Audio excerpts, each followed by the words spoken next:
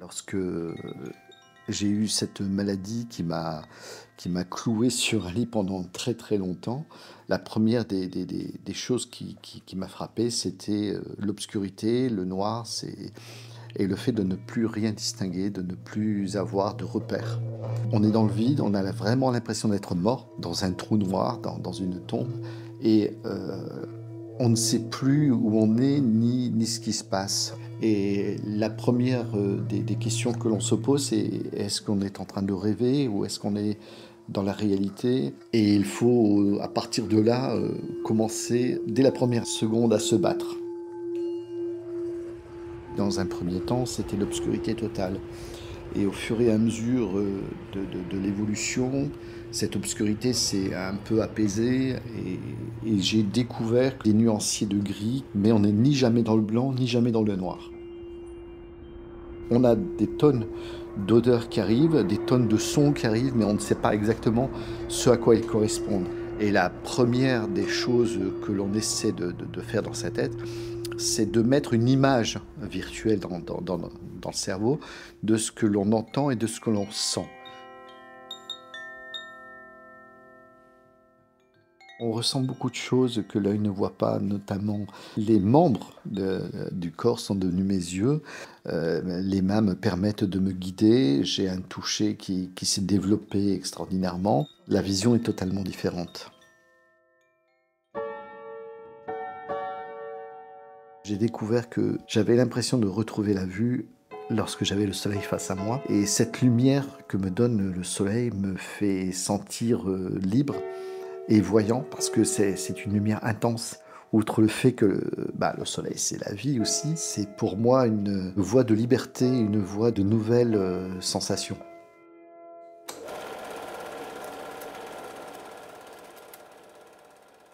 La première des choses qui m'a le plus choqué, c'était de me retrouver dehors et où toutes les personnes vous évitent parce que on a l'impression que tu es un pestiféré et toutes les personnes ont peur d'être atteintes de la maladie de la cécité. Ils te parlent plus, ils t'évitent comme si tu étais le monstre incarné dans la rue, quoi. Et du jour au lendemain, on se retrouve totalement seul, seul avec soi-même, isolé, et où on cherche désespérément une voix qui te guide, une main qui se tend, on cherche désespérément une information, une communication, et on se retrouve seul. Et ça, c'est fracassant, c'est vraiment quelque chose, rien que d'en parler, j'en ai le cœur qui se serre parce que c'est quelque chose qui m'a énormément touché.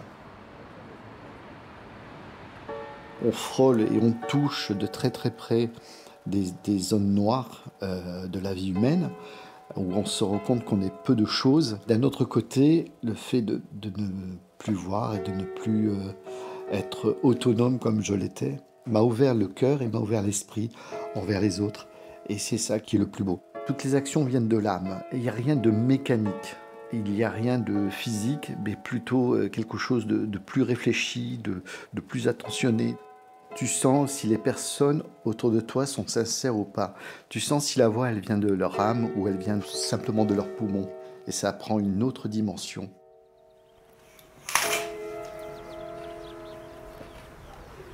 J'ai l'impression d'avoir une deuxième naissance, une deuxième vie. J'étais un petit dame travailleur, je ne voyais pas mes enfants, je ne voyais pas la famille, je ne voyais pas tout ce qui m'entourait.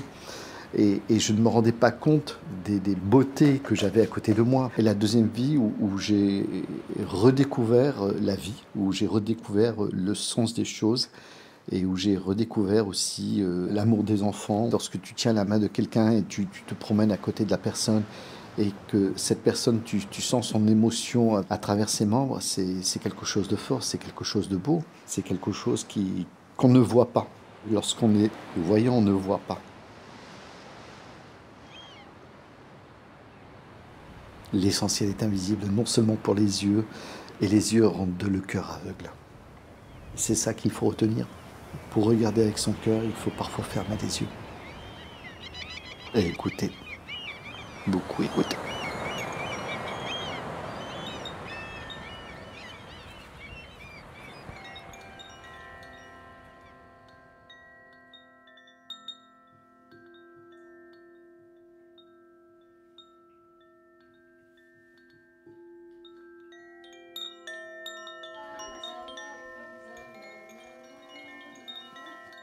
Tout doucement, doucement ou au ralenti?